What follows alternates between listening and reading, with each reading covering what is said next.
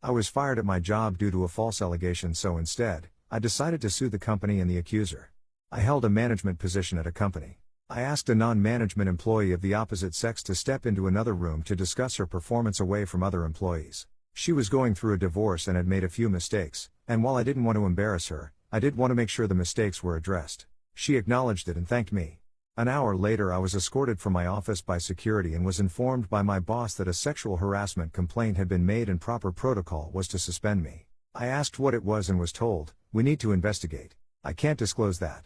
He assured me that it shouldn't take long and if I wasn't guilty of anything, I'd be paid for the time out. I again asked what the accusation was and was told that as there was an ongoing investigation I was not permitted to know, but if they had questions, I would be contacted. I wasn't happy, but knowing that I didn't do anything wrong, I left the building. Later that night, I received a notification on my phone that my email password was incorrect. After 2 days, I called my boss asking for an update and was told he was not available but I would hear something soon. I began calling daily and received the same response. Finally, I received a letter in the mail informing me that I was terminated for exposing myself and requesting sexual favors from an employee. The employee listed was the young lady I had pulled into the side room. I immediately called up my boss and was told, he is unavailable, and said to say the matter is closed. My buddy, the IT guy, messaged me on Facebook asking what happened as he'd been told to deactivate my accounts. When I told him the whole story, he replied, "You took her into the X room. Dude, there's a security camera in there. We keep Y in there, so we always have the camera on." Sure enough, he pulls the footage and there I am, holding a pile of papers, pointing to them, and keeping my pants on the whole time.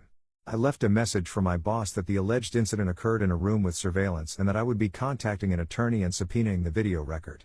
I received a call back 15 minutes later asking me to please participate in a phone conference with him and HR.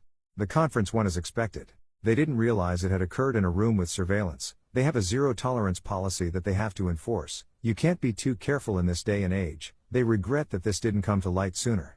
They've already replaced me, and as it wouldn't be fair to terminate my replacement as she's done nothing wrong, they don't have a job to offer me back. However, as a gesture of goodwill, they're going to pay me through my suspension, change my file so it reads that I voluntarily resigned, and provide me a good reference. I replied that wasn't acceptable. They made a false accusation against me, withheld vital information that I could have easily refuted, refused to take my calls, and completely failed in their own investigation by not checking video footage that would have immediately exonerated me. They asked what I thought would be fair. I told them they could immediately terminate the employee who made the accusation and either give me my job back or pay me out 1 year's salary in addition to what was offered. My boss said that he could not discuss another employee with me, and that neither of those options are feasible. The only options I have are what he already offered. I replied that the options I gave are the only way I'm not going to sue the company along with the employee. My boss replied that I signed an agreement when I was first hired saying I would take all disputes through arbitration and that I waived my right to sue the company. I do not remember signing the agreement, and I have not seen it, but it apparently says that I will take all disputes to arbitration, I will bear the costs of arbitration, and that I will accept the decision in arbitration. He stated that I will not fare any better in arbitration than he's already offered and I'll be out the money to cover the arbitration.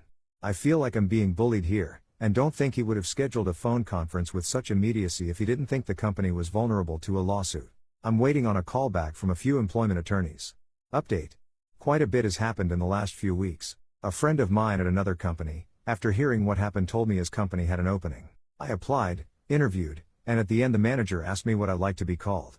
2 days later I got a call saying they'd gone with another candidate. My friend admitted to me that he'd gotten some flack for recommending me. Apparently HR had worked with one of the employees at my former company, and called the employee to ask what the deal was with me. To which the employee responded, he got fired for sexually assaulting a subordinate. I think he's actually being charged criminally. I'm literally crying as I type this. It's a nightmare that won't end. Long story short, I lost my shit, called up my old company, boss wouldn't get on the phone with me, had an attorney draft a letter of demand and send it off, had another phone conference scheduled. They once again regret that an employee provided a reference outside of the prescribed channels. The employee was coached on the proper way to handle such requests. My attorney informed them that in addition to wrongful termination, we would be adding defamation to our complaint against them. They insist that they have not broken any laws and they cannot control the actions of an individual employee who went against company policy. So we're at an impasse there. Either I move ahead against them, or I walk away. At this point I'm ready to drag this through court. I tried to take the high road and go elsewhere, but they're regretting a lot that they've done to me without any action to correct it. Oh, I almost forgot. A few days after my last post, they sent me a packet of papers. Standard non-disclosure notifications, COBRA, and a blank copy of the arbitration agreement for me to sign. Why a blank one, you ask? Well, it seems somebody fucked up. They weren't making people sign when I was hired, and HR never bothered to have me sign when the agreement when I worked there. I of course have signed nothing that they sent me including that agreement. I considered allowing arbitration if they pay the costs and I have approval over who is selected, but my attorney has advised not to do that. I wish I had better news to report. Things aren't as hopeless as they'd first seemed, but not as easily fixable either. As for the employee who made the accusation, I know you're eager to hear, but at this point I can't comment on what's happening there. Thanks for all of the advice and support so far. I promise to update when everything resolves, if not sooner, as much as I can. Final update. Everything has resolved, and I've been wanting to give you guys an update, but had to wait until my lawyer gave me the okay to talk about things. So let's start from the beginning. I pulled one of my direct reports, Deborah, into another room to discuss a few mistakes she made, but did not discipline her further. After this, she went to Joyce, one of the managers above me but not in my direct line of report. Equal to my boss in terms of reporting structure. When Joyce heard that I had taken Deborah into another room without any witnesses, she said to her that it was unprofessional. Apparently her exact words were, you could accuse him of being inappropriate with you, and I would have no choice but to believe you. This was repeated several times, with a strong emphasis on no choice. Joyce then asked Deborah if I had been inappropriate with her, saying, "It will only happen again if you don't speak up now. If you do now, we can take action." Taking the not at all subtle hint from Joyce, Deborah accused me of exposing myself to her, and I was placed on leave pending an investigation. Joyce immediately sent out an email that nobody besides the secretary was to speak with me without an attorney present, and told the IT guy, Paul, to deactivate my access.